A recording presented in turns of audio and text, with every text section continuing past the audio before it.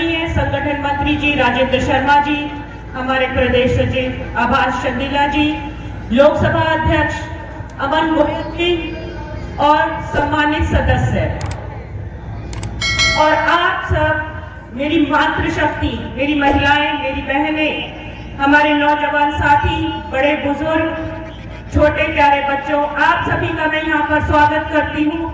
आप सभी को नमन करती हूँ और अभिनंदन करती हूँ आप सभी का। मैं आपकी बहन डॉक्टर नीतू मान आज आपसे कुछ बातें अपनी रखने आई हूँ और कुछ बातें आपकी सुनने आई हूँ। और मेरा ऐसा मानना है कि जब हम आपसी बातचीत करते हैं तो बड़े बड़े मसलों को, बड़ी बड़ी समस्याओं का निवारण कर लेते हैं, बड़ी बड़ी चुनौतियों का भी हम लोग निवारण कर लेते हैं। तो आज कुछ बातें मैं आप सबके सामने रखने आई हूँ और आपसे करने आई हूँ। तैयार है आप लोग बात करने के लिए मेरे से? उसके बाद इसलिए ना, क्योंकि आज हम आपकी और अपनी समस्याओं के बारे में आपसे बात करेंगे और जब हमारी समस्याओं के निवारण हो जाएंगे और हमें समझ में आ जाएगा कि हमारी समस्याएं कैसे दूर होंगी, हमारी पारिवारिक समस्याएं कैसे दूर होंगी, हमारी व्यक्तिगत समस्याएं कैसे दूर होंगी, तब हम ताली बजा के आज यहाँ से जाएंगे। और वो ताली की गूंज ऐसी होनी चाहिए कि सत्ताधारियों का जो सिंहासन हिल जाए आज यहाँ से। ये इस बात पे आज हाथ खड़ा कर दीजिए, ठीक है?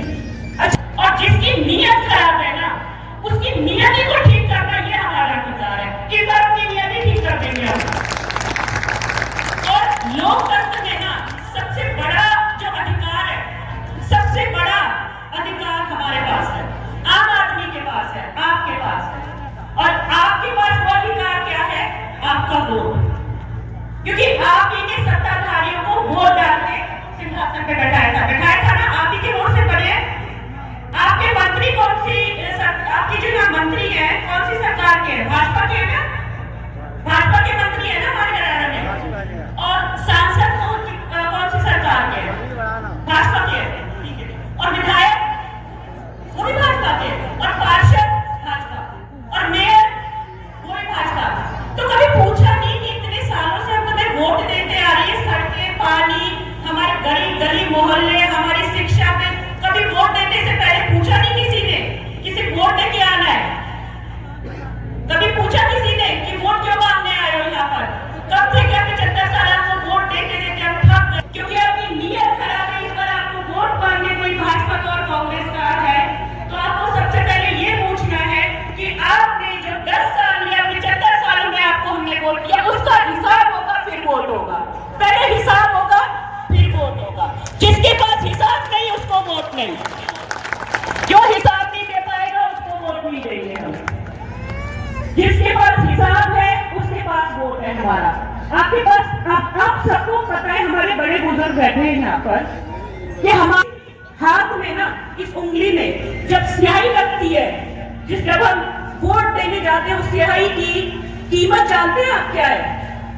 माताएं बहनें, आप कीमत जानते हैं क्या है इस स्याही की? जब आपकी ये वो ताकत है जिससे आप आने वाले भविष्य को मजबूती देते हैं। ये वो ताकत है वोट की जिससे आने वाले आप अपने बच्चों के भविष्य को मजबूती देते हैं। ये वो ताकत है वोट की जो आपके परिवार खुशहाल कैसे बनाता है, ये वो ताकत है।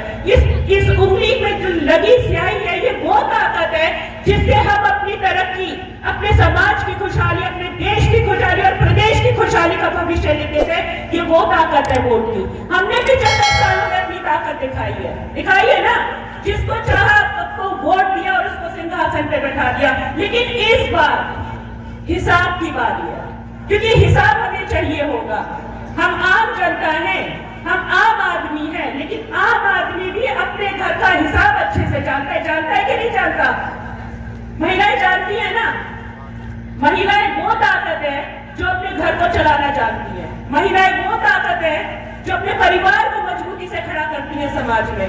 महिलाएं वो ताकत है जो हिसाब में सबसे ऊपर रहती है। कभी घर में ऐसा नहीं होता कि रोटी नहीं बने हमारे, लेकिन जब हिसाब हमारे परिवार की खुशहाली की आ जाए तो इस बार बिना हिसाब लिए कोई वोट नहीं देना भाई, क्योंकि आपका वोट इतना सस्ता हो गया है, इतना सस्ता हो गया है आपका वोट। उनको लगता है कि इनको पागल बना देंगे।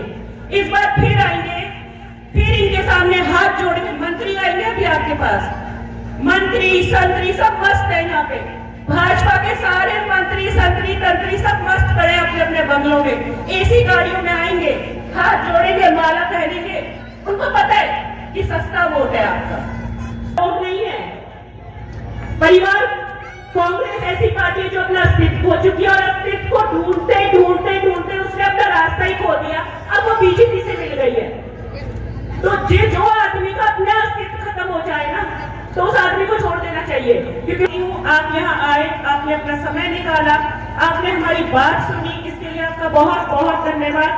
नमस्कार फ्रेंड्स, एनसीआर हलचल में आपका बहुत बहुत स्वागत है। जैसा कि अब जानते हैं, अभी यहाँ पे फरीदाबाद की जो है मेयर यहाँ पे के प्रत्याशी नीतू मैम जी भी हमारे साथ बातचीत करने के लिए मौजूद है।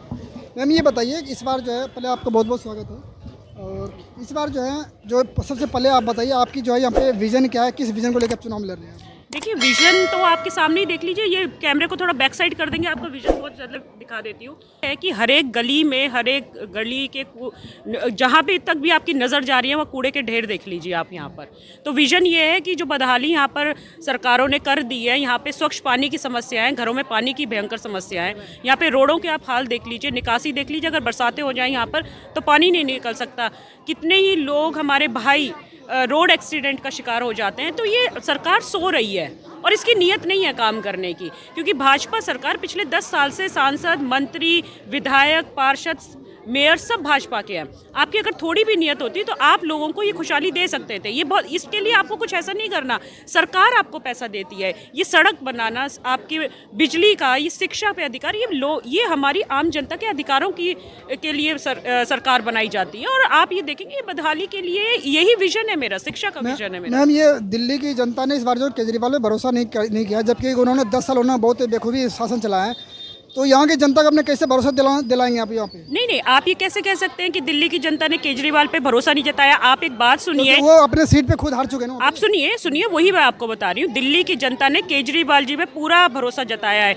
आप ये देखिए, पूरी फर्जीवाड़ा पार्टी ने लाखों फर्जी वोट बना दिए पूरे विधानसभा में। पूरी दिल्ली प्रदेश में 15 दिसंबर के बाद 5,10,000 फर्जी वोट बने। एक सांसदों के घर पे 100 वोट निकले हैं। तो ये फर्जीवाड़ा तरीके से, अगर आप पूरे देश में सिर्फ 1.5% वोट आपने ज़्यादा लिया तो आप उसको जीत मानते हैं, हम उसको हार मानते हैं। आपको अपना तरीका बदलना पड़ेगा। आप फर्जी तरीके से जीतते आए हैं, लेकिन अब जो मशीन खराब हो गई, आपको ये समझना है अब कि फर्जीवाड़े तरीके से आपने दिल्ली में अगर 1.5% वोट मिल भी गया तो आप उसको अपनी जीत नहीं मानेंगे। जीत की खुशी नहीं है। हम हार के भी खुश हैं, इसलिए क्योंकि वहाँ के दिल्ली के लोगों ने आज भी केजरीवाल जी को वोट दिया है। महिलाओं का समर्थन देख लीजिए, वहाँ पे नौजवानों का समर्थन देख लीजिए, पूरे समर्थन के साथ हम वहाँ पर हैं। मैम ये बताइए कि यहाँ पे ये फरीदाबाद में पूर्वांचल वासियों के बहुत सारे यहाँ पर तादाद यहाँ पे लोग रह रहे हैं, और उस पर जो काफ़ी सारे जो है ना, जो तंज कसे गए थे इस बार पूर्वांचलियों को लेकर के केजरीवाल द्वारा,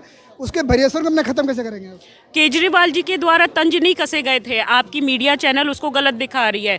तंज जो कसे गए थे, जो रोहिंग्या कहा गया था, वो भाजपाइयों ने ये उठाया था। उसको आप ये बताइए, पूर्वांचली हमारे भाई हैं जो 40-50 साल से दिल्ली प्रदेश के हमारे निवासी हैं, वहाँ पे हमारे साथी हैं, एक परिवार की तरह। मैं खुद दिल्ली में, मेरी शादी हुई है, एक परिवार की तरह हम उनके साथ रहते हैं। ये जो तंज खसा गया था, ये भाजपाइयों का था, रोहिंग्या कहा गया था। एक्चुअली हमारे पास फुटेज भी है। केजरीवाल जी खुद उन्होंने बोला था कि जो है यूपी और बिहार के जितने भी लोग पूर्वांचल के लोग हैं, वो 500 रुपये टिकट लेते हैं और ये 5 लाख दिल्ली में इलाज करवाने आ जाते हैं। ऐसा है सर, आप रोहिंग्या और ये जो आप जाति धर्म के ऊपर जो राजनीति और जो क्वेश्चन कर रहे हैं, ये सबसे गलत है। आज जो नगर निकाय का चुनाव है, ये लोगों के व्यक्तिगत चुनाव है। ये इनकी जो बदहाली आप देखिए, उसके ऊपर चुनाव ये लड़ा जाए तो हम जीत रहे हैं और झाड़ू चलेगी, और इतनी मजबूती से झाड़ू चलने वाली है कि भाजपाइयों का दिमाग ठीक होने वाला है यहाँ पर फरीदाबाद में। ठीक है, बहुत धन्यवाद। तो अभी हम लोग बातचीत कर रहे थे यहाँ पे, जो यहाँ के मेयर प्रत्याशी हैं नीतू मैम जी, मैंने उनसे बात किया। उन्होंने बखूबी तरह से अपनी बातों को रखा। और बाकी आप लोगों को इस विषय पे क्या करना है, फरीदाबाद की जनता इस बार जो है क्या निर्णय लेती है, 2 तारीख को आपको अपना अनुभव जरूर हमारे साथ में साझा करें। और इस तरह के तमाम खबरों में आप लोग बने रहेंगे एनसीआर के साथ में। बहुत बहुत धन्यवाद।